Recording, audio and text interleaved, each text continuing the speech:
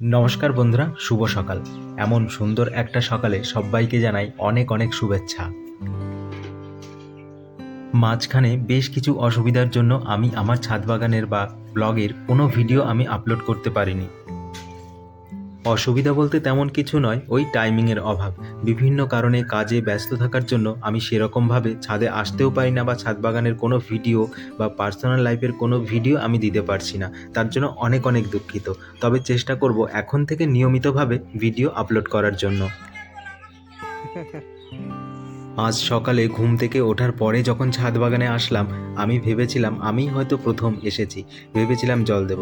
কিন্তু হঠাৎ করে দেখি ভাই ওপরে জল নিয়ে চলে এসেছে 2 বালতি।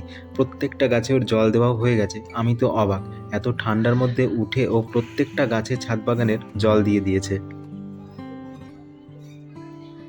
জানো তো বন্ধুরা, আমি একটা ভিডিওতে দেখেছি চন্দ্রমল্লিকা গাছের এরকম প্রথম কুড়িগুলো যদি ছিঁড়ে দেওয়া হয়, তাহলে পরবর্তীকালে যে কুড়িগুলো আসে, গাছ ভর্তি হয়ে কুড়ি আসে আর প্রচুর সংখ্যায় ফুল হয়। তার জন্য আজকে ওই চন্দ্রমল্লিকা গাছের কুড়িগুলো ভেঙে দিলাম। ওগুলোই প্রথম এসেছিল। এই রে, আজ মনে হচ্ছে আমার ছাদ বাগানের পুরো সর্বনাশ করে রেখে যাবে। হনুমান চলে এসেছে। তার জন্য আমি তাড়াতাড়ি করে আবার ছাদে আসলাম। আসলে ছাদে এবছর মা 2টো চাল কুমড়ো পাকিয়ে রেখেছিল। আগের দিন একটা চাল কুমড়ো কিন্তু হনুমান দাঁত বসিয়ে রেখে গেছিল, আর সেটা পচেও গেছে। আর বাকি যে একটা ছিল, ওটা তাড়াহুড়ো করে হনুমানকে দেখেই আমি নিচে নিয়ে চলে আসলাম, কারণ ওটাও যদি নষ্ট করে দিয়ে যায় আর থাকবে না এবছর ডালের বড়ি দেওয়ার জন্য। এই ছোট্ট টবটার মধ্যে আরও 2টো চন্দ্রমল্লিকা গাছ কিন্তু রয়েছে, যেগুলোর কুড়িও আমি ছিঁড়ে রেখে দিয়েছি। এবার দেখছি আরও নতুন নতুন ডাল বেরোচ্ছে, সেখান থেকে কুড়িও বেরোচ্ছে। আমাদের বাড়িতে একটা কালো লঙ্কার গাছ হয়েছে, যেটায় প্রচুর সংখ্যায় কিন্তু লঙ্কা হয়। সেখান থেকে একটা লঙ্কা পাকিয়ে আমি রেখে দিয়ে বীজ তৈরি করেছিলাম, আর সেই বীজগুলো এই গাছটার গোড়ায় ছড়িয়েছিলাম। প্রচুর সংখ্যায় চারা হয়েছে, যেগুলো আমি ভাবছি অন্য টবের মধ্যে তুলে তুলে বসিয়ে দেবো। এবছর কিন্তু আমার ছাদ বাগানে প্রচুর সংখ্যায় গাঁদা ফুলের গাছ আমি বসিয়েছি। এই দেখো, আজকেও 2টো চারা আমি বাড়ির ওপর থেকে কিনে নিয়েছি। আসলে একজন ঝুড়িতে করে মাথায় করে নিয়ে যাচ্ছিলেন, সেখানে দেখি এই 2টো গাঁদা ফুল গাছ রয়েছে, যেগুলোর কালার আমার খুবই পছন্দ হয়েছে। আমি দেখার সাথে সাথেই নিয়ে নিলাম। 2টো 40 টাকা দাম বলছিলেন, কিন্তু আমি 30 টাকা বলাতে উনি রাজি হয়ে গেলেন, আর আমি তাড়াহুড়ো করে নিয়ে নিলাম। কারণ কালার দুটো এতটাই ভালো যে আমি আগে কখনো এই কালার বসাইনি। তবে এ ধরনের গাঁদা ফুলের চারা আগের বছরও আমি বসিয়েছিলাম, যেগুলো কিন্তু অনেক দিন ধরে ফুল দেয়, প্রায় গরমকাল অবধি ফুল দেয়। কারণ আমি বসিয়েছিলাম শীতকালে ডিসেম্বরের দিকে, কিন্তু সেটা মার্চ এপ্রিল পর্যন্ত ফুল দিয়ে গেছে, আর প্রচুর সংখ্যায় ফুল হয়। আমি সেখান থেকে বীজও তৈরি করে রেখেছিলাম, কিন্তু কোনো কারণবশত সেগুলো বীজগুলো এমন জায়গায় রেখেছিলাম, পরে আর খুঁজে পাচ্ছি না। তার জন্যই এবছর এই চারাগুলো নিয়েছি। চেষ্টা করব এই চারাগুলোর যে ফুল হবে সেখান থেকেও নতুন বীজ তৈরি করে রেখে দেব, যাতে পরের বছর আর গাছ কিনতে না হয়, নিজে হাতেই চারা তৈরি করে নিতে পারি। গাছ দুটো কিনেছি কিন্তু 2 দিন হয়ে গেছে, আমি বসানোর সময় পাইনি। ওই যে প্রথমেই বলছিলাম সময়ের খুবই অভাব, তার মধ্যেও ভিডিও করার চেষ্টা করছি এখন। তবে গাছ দুটো আমি জলের মধ্যে রেখে দিয়েছিলাম, একটা মগের মধ্যে জল দিয়ে। আজকে টব কিনে এনে ওই গাছ দুটো আমি বসাচ্ছি। মাটি রেডি করে নিয়েছি, মাটির মধ্যে দিয়েছি কিছুটা গোবর সার, আর এমনি নর্মাল মাটি, সেরকম কিছু নয়। টবের নিচের দিকটা ছিদ্র করে নিয়েছি, কয়েকটা পাথর টুকরো সেই ছিদ্রের ওপরে দিয়ে দিয়েছি। এবার টবগুলোতে মাটি ভর্তি করে নেব।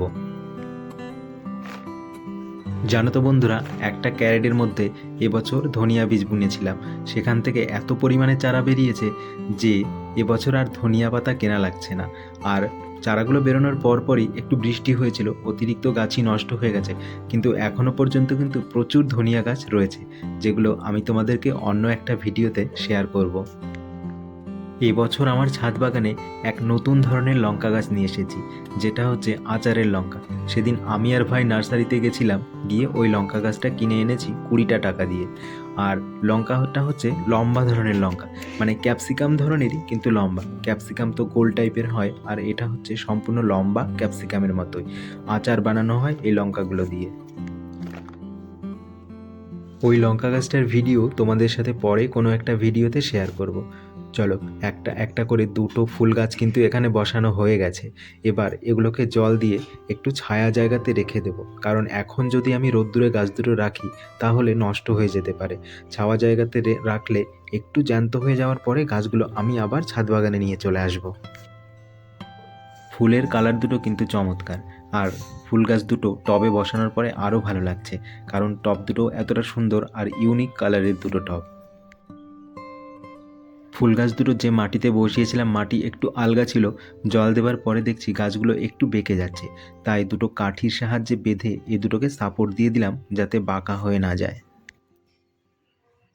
আমার গার্ডেনে এবছর কিন্তু লঙ্কাও প্রচুর আছে। বেশ কয়েকদিন কিছু ধরনের লঙ্কা আমি তুলেছি, এখনও কিন্তু প্রচুর আছে, সেগুলোও তোমাদের সাথে শেয়ার করব এক এক করে।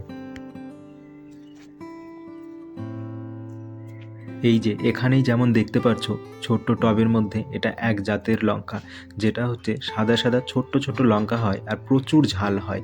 এটা আমি যেখানে কাজ করি সেখানকার এক কাকু ওনার বাড়ি থেকে কিছু লঙ্কা আমাকে দিয়েছিল পাকা, ওখান থেকেই বীজ তৈরি করে চারা তৈরি করে আমি এই টবের মধ্যে বসিয়েছি।